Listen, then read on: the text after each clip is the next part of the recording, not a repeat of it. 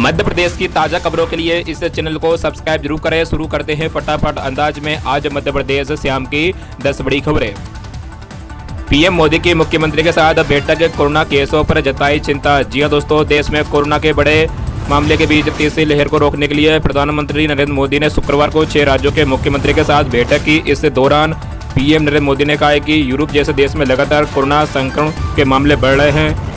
ये हमारे लिए चेतावनी है, हमें अभी से ही सचेत रहने की आवश्यकता है। जी हां दोस्तों, कोरोना की तीसरी लहर को रोकने के लिए केंद्र सरकार लगातार राज्य से संपर्क में है। इस दौरान प्रधानमंत्री नरेंद्र मोदी ने समीक्षा बैठक की। शुक्रवार को समीक्षा बैठक के दौरान उन्होंने आंध्र प्रदेश, कर्नाटक, केरल सहित 6 राज्यों के मुख्यमंत्री के साथ वार्ता की। पीएम मोदी ने कहा कि कोरोना के बढ़ते केस चिंता का विषय है। लंबे समय से कोरोना के बने रहने से नए वेरिएंट का खतरा बढ़ जाता है, जिससे हमें बचाव की आवश्यकता है। हम तीसरी लहर के मुहाने पर खड़े और अगर हमने सतर्कता नहीं बरती तो हालत बद से बदतर हो जाएंगे। साथ ही पीएम नरेंद्र मोदी ने कहा कि लगातार बढ़ रही भीड़ पर आज सरकार को प्रतिबंध लगाने की जरूरत है ताकि कोरोना के संक्रमण को फैलने से रोका जा सके। एमपी को मिली बड़ी सौगात, सिंधिया शिवराज ने किया शुभारंभ, आम जनता को मिलेगा लाभ। जी हां दोस्तों, केंद्र में मंत्री बनते ही ज्योतिरादित्य सिंधिया ने मध्य प्रदेश को बड़ी सौगात दी है। मध्य प्रदेश के ग्वालियर से 5 शहरों के लिए हवाई सेवा का शुभारंभ कर दिया गया। इस कार्यक्रम में केंद्रीय नागरिक उड्डयन मंत्री ज्योतिरादित्य सिंधिया के अलावा मुख्यमंत्री शिवराज सिंह चौहान भी शामिल रहे। वर्चुअल माध्यम से हवाई सेवा के शुभारंभ को हरी झंडी दिखाई गई। वही सांसद विवेक नारायण, ऊर्जा मंत्री प्रद्युम्न सिंह तोमर और प्रभारी मंत्री तुलसीराम सिलावट ने ग्वालियर में हवाई सेवा को हरी झंडी दिखाई। दोपहर 1 बजे ग्वालियर से पुणे के लिए फ्लाइट ने उड़ान भरी। गौरतलब है कि ग्वालियर से पुणे के लिए सोमवार, बुधवार और शुक्रवार को ग्वालियर से हवाई सेवा रहेगी। वही अहमदाबाद से मुंबई के लिए ग्वालियर से मंगलवार, गुरुवार, शनिवार और रविवार को फ्लाइट संचालित की जाएगी। मध्य प्रदेश से इन फ्लाइट की मंजूरी को लेकर चर्चा पहले ही थी, लेकिन ज्योतिरादित्य सिंधिया के मंत्री बनते ही इन उड़ानों के परिचालन को मंजूरी दे दी गई। इन 8 उड़ानों में से 6 अकेले ग्वालियर से जबकि 1 जबलपुर से उड़ान भरेगी।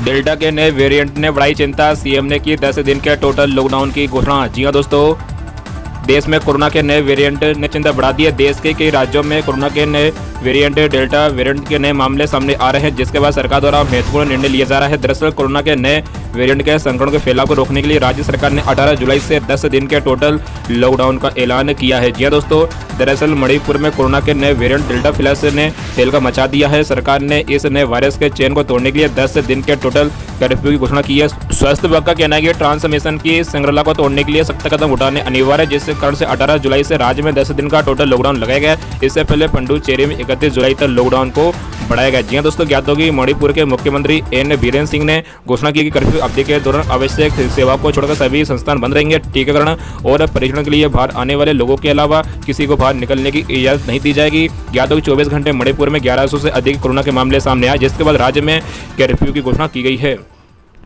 नागरिक निकाय चुनाव, पंचायत चुनाव से पहले होंगे निकाय चुनाव। जी हां दोस्तों, मध्य प्रदेश में पंचायत चुनाव से पहले नागरिक निकाय चुनाव करवाई जाएगी। इसके लिए तैयारी शुरू कर दी गई है। वही शिवराज सरकार ने कमलनाथ की एक इच्छा पूरी कर दी। अब महापौर अध्यक्ष के चुनाव अप्रत्यक्ष प्रणाली से होंगे। शिवराज सरकार ने राज्य निर्वाचन आयोग को पत्र लिखकर कहा कि नगर निकाय चुनाव अप्रत्यक्ष प्रणाली से ही कराया जाए। नगर निगम में महापौर और नगर पालिका के अध्यक्ष का चुनाव पार्षद करेंगे। हालांकि इस मामले में एक बार फिर से विवाद गरमाने की स्थिति सामने आ रही है।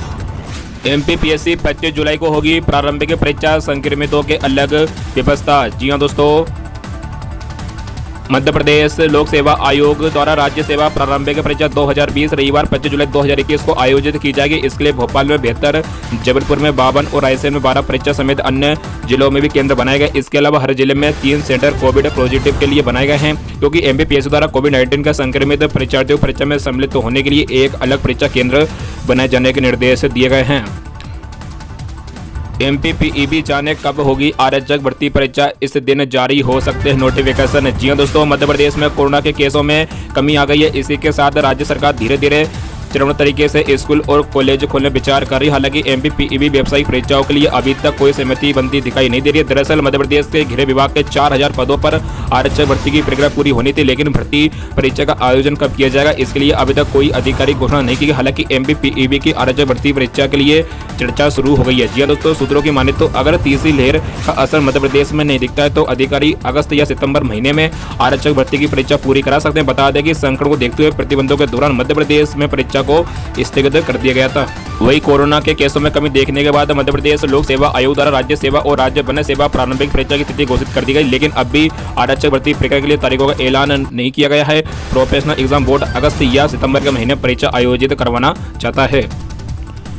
लगातार 6 दिन बंद रहेंगे बैंक। जी हाँ दोस्तों, अगर आप बैंक के ग्राहक हैं और इस सप्ताह आपकी कुछ बैंकिंग गतिविधियां हैं तो ये आपके लिए एक महत्वपूर्ण अपडेट है। 16 जुलाई यानी आज से विभिन्न शहरों में अगले 6 दिनों तक बैंक बंद रहेंगे। जी हाँ दोस्तों, बैंक ग्राहकों को ये सलाह दी जाती है कि किसी भी नए अपडेट के लिए नियमित रूप से बैंक अवकाश सूची की जांच करें और इसे भारतीय रिजर्व बैंक आधिकारिक वेबसाइट पर जारी अवकाश सूची से भी सत्यापित करें।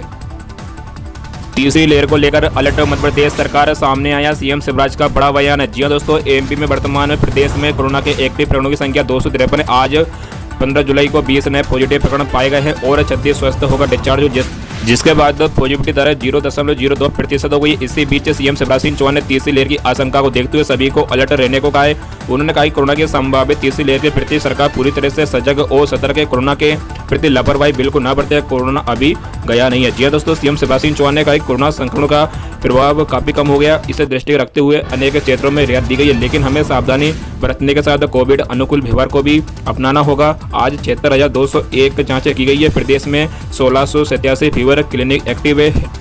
हेल्पलाइन नंबर 104 तथा 181 पर 51,084 रोगियों का टेली कंसल्टेशन किया गया। तीसरी लहर के पूर्व ही प्रदेश में तेजी से स्वास्थ्य सुविधाओं के लिए विस्तार के साथ चिकित्सकीय अधोसंरचना का निर्माण किया जा रहा है। एमपी में 20 जुलाई के बाद तेज बारिश है। जी हाँ दोस्तों, प्रदेश में मानसून को दस्तक दिए 1 महीना होने को आया, लेकिन अब तक पूरे प्रदेश में एक जैसी बारिश नहीं हुई है। एक्सपर्ट के मुताबिक इसके मुख्य कारण विंड पैटर्न का सपोर्ट नहीं करना, लो प्रेशर एरिया ठीक से नहीं बन पाना, जो सिस्टम बने उनका जल्दी से वीक होना या फिर उनका मूवमेंट ठीक नहीं होना। जी हाँ दोस्तों, प्रदेश में बारिश की स्थिति ऐसी है कि सिर्फ 8 जिलों में औसत से ज़्यादा बारिश हुई है।